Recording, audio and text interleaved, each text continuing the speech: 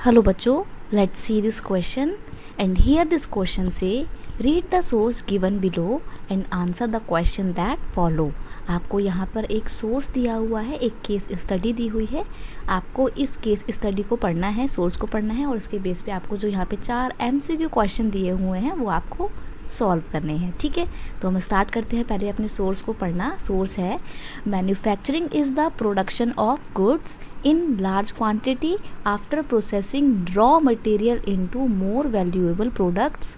यानी कि मैन्युफैक्चरिंग का मतलब क्या होता है, जब आप रॉ मटेरियल को प्रोसेसिंग करते हैं, यानी कि उसका इस्तेमाल करके उसको एक प्रोसेस से गुजारते हैं और प्रोसेस से निकालने के बाद उस रॉ मटेरियल को वैल्यूएबल थिंग्स में, वैल्यूएबल प्रोडक्ट्स में कन्वर्ट कर देते हैं, तो उसको बोला जाता है मैन्युफैक्चरिंग। ठीक है, industries that manufacture finished products from primary materials are called the manufacturing industries.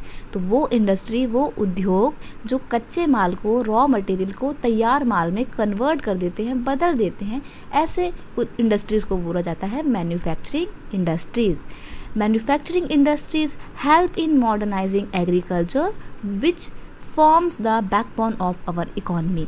अब जो मैन्युफैक्चरिंग इंडस्ट्री होती हैं ये एग्रीकल्चर में ना मॉडर्नाइजेशन को प्रमोट करती हैं। कैसे? क्योंकि एग्रीकल्चर में जो नए नए इक्विपमेंट्स होते हैं, इरिगेशन की नए तरीके होते हैं, है ना, वो सब कुछ कौन लाता है? वो सब कुछ मैन्युफैक्चरिंग इंडस्ट्रीज ही प्रोड्यूस करती हैं। Manufacturing industries also reduce the heavy dependency of agriculture income. अब देखिए, जो सभी लोग हमारी कंट्री में आफ्टर इंडिपेंडेंस क्या था, सब लोग एग्रीकल्चर सेक्टर में लगे हुए थे। क्यों? क्योंकि उस टाइम पे उतनी फैक्ट्रीज, उद्योग धंधे नहीं हुआ करते थे। लेकिन जब जैसे जैसे हमारा मैन्युफैक्चरिंग सेक्टर डेवलप हो रहा है, वैसे वैसे लोग अब एग्रीकल्चर की जगह मैन्युफैक्चरिंग इंडस्ट्रीज की ओर शिफ्ट कर रहे हैं। तो इससे इनकम का एक और सोर्स जो है वो धीरे धीरे क्रिएट हो रहा है। ठीक है, because of the creation of new job in the secondary and tertiary sector. Manufacturing industries के बढ़ने के साथ साथ सेकेंडरी, मैन्युफैक्चरिंग इंडस्ट्रीज का मतलब होता है सेकेंडरी सेक्टर, लेकिन सेकेंडरी सेक्टर तो डेवलप हो ही रहा है मैन्युफैक्चरिंग इंडस्ट्रीज के साथ साथ ही साथ टर्शरी सेक्टर जो है वो भी धीरे धीरे डेवलप हो रहा है। टर्शरी सेक्टर में सारी सर्विसेज आती हैं। ठीक है, industrial development help in eradication of unemployment and poverty.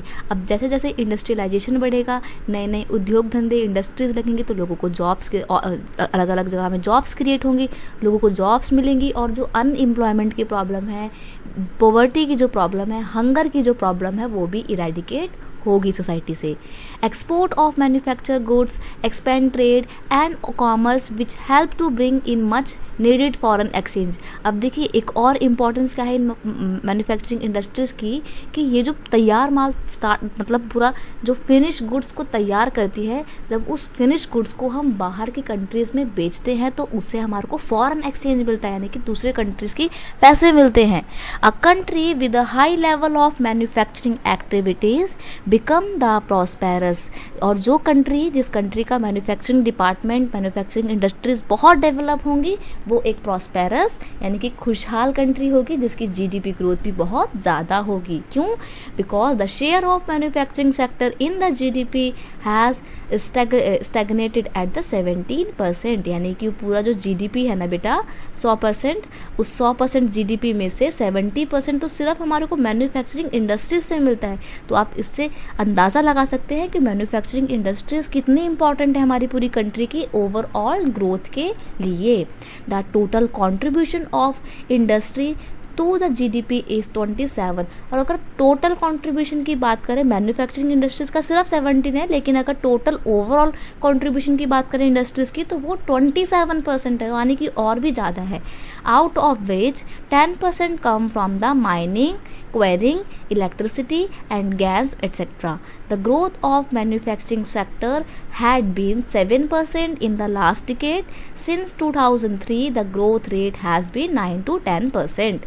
यानी कि लास्ट के डिके में कितनी थी? लास्ट के डिके में मैन्युफैक्चरिंग इंडस्ट्री की जो ग्रोथ थी वो 7% थी, लेकिन अब ये ग्रोथ और ज़्यादा बढ़ गई है। कितनी हो गई है? 9 to 10% हो गई है। ठीक है, the desired growth rate over the next decade is 12%। और अगले आने वाले डिके के लिए हमने इस ग्रोथ को डिसाइड किया है कि हम 12% की ग्रोथ करेंगे अपने मैन्युफैक्चरिंग इंडस्ट्रीज़ में।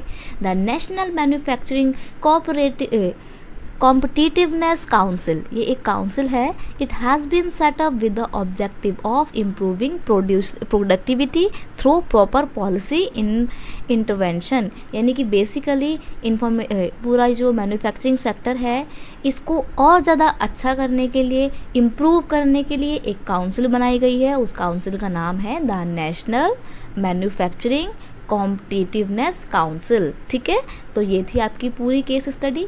बेसिकली इस केस स्टडी में आपको बताया है कि मैन्युफैक्चरिंग इंडस्ट्रीज़ क्या होती हैं और कैसे वो हमारी कंट्री की डेवलपमेंट के लिए, ग्रोथ के लिए बहुत ज़रूरी हैं, और क्या उसका कंट्रीब्यूशन है हमारी कंट्री की ग्रोथ में, और इस ग्रोथ को और ज़्यादा इंक्रीज़ करने के लिए हमने किस काउंसिल को बनाया है। ठीक है, आगे देखते हैं हमारे क्वेश्चन आंसर। पहला क्वेश्चन है, industries that manufacture finish product from primary material are called, यानी कि वो इंडस्ट्री जो प्राइमरी मटेरियल को, यानी कि एग्रीकल्चरल प्रोडक्ट्स को, रॉ मटेरियल को इस्तेमाल करके फिनिश प्रोडक्ट में कन्वर्ट करती है, उस इंडस्ट्री को क्या कहा जाता है? तो उस इंडस्ट्री को कहा जाता है मैन्युफैक्चरिंग इंडस्ट्री। तो यहाँ पे हमारा फर्स्ट क्वेश्चन का आंसर क्या है?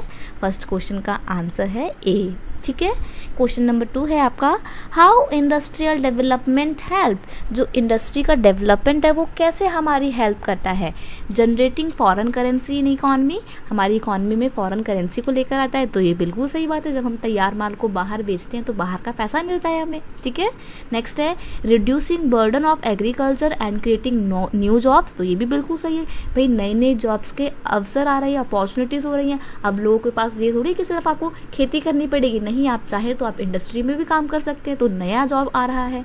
जनरेटिंग मोर कैपिटल, अब जब कंट्री की ग्रोथ हो रही है, बहुत सारी इंडस्ट्रीज लग रही हैं, तो पैसा तो आएगा ही, तो नई कैपिटल भी आ रही है, इसलिए यहाँ पे ऑल ऑफ द अबव आपका बिल्कुल सही आंसर है। आप कह सकते हैं कि इंडस्ट्री बहुत तरीके से हमारी कंट्री की ओवरऑल डेवलपमेंट में हेल्प करती है। ठीक है, तो क्वेश्चन नंबर जो सेकंड है आपका बच्चे, उसका आंसर है डी, राइट। नेक्स्ट है, what is the share of manufacturing industries in overall over the last 2 decades according to this paragraph. इस पैराग्राफ के अकॉर्डिंग लास्ट के जो 2 डिके हैं, उस 2 डिकेज में कितना मैन्युफैक्चरिंग इंडस्ट्री का शेयर था। ठीक है, ये क्वेश्चन में पूछा है, तो वो मैंने भी आपको बताया ना, 17% जीडीपी में कंट्रीब्यूशन करता है, यहाँ पे बताया, तो वही है कि इस पैराग्राफ के अकॉर्डिंग मैन्युफैक्चरिंग इंडस्ट्री का जो शेयर है वो इस पैराग्राफ के अकॉर्डिंग 17% है। तो यहाँ पे आपका थर्ड क्वेश्चन का आंसर क्या है बच्चे? इसका आंसर है आपका सी, राइट। नेक्स्ट आपका क्वेश्चन है, with what objective NMCC is setup, जो NMCC बनाया है, the national manufacturing competitiveness council बनाई है, उसका क्या ऑब्जेक्टिव है, ये आपसे पूछा है। क्वेश्चन है, मतलब ऑप्शन दिए हुए हैं, improving productivity through the proper policy intervention by the government and renew the effort by the industries, improving economy through the producing financial aid only to the industry, यानी कि सिर्फ इंडस्ट्री को ही financial assistance provide की जाएगी, या फिर improving agriculture by the financial aids, agricultural sector को guidance करना है, फाइनेंशियल असिस्टेंस प्रोवाइड करनी है, या फिर नन ऑफ द अबव। तो यहाँ पे ऑप्शन नंबर जो ए है वो बिल्कुल सही है कि NMCC सेटअप किया गया है ताकि प्रॉपर पॉलिसी बनाई जा सके और गवर्नमेंट का इंटरवेंशन करके, गवर्नमेंट की हस्तक्षेप करके इंडस्ट्रीज़ को और ज़्यादा अच्छा इम्प्रूव किया जा सके। ठीक है, तो यहाँ पे हमारा जो फोर्थ क्वेश्चन है, उस फोर्थ क्वेश्चन का ऑप्शन नंबर ए आपका बिल्कुल सही आंसर है। तो ये हैं आपके सारे आंसर, और आपको अच्छे से मैंने सोर्स एक्सप्लेन कर दिया। I hope you understand it well. Best of luck.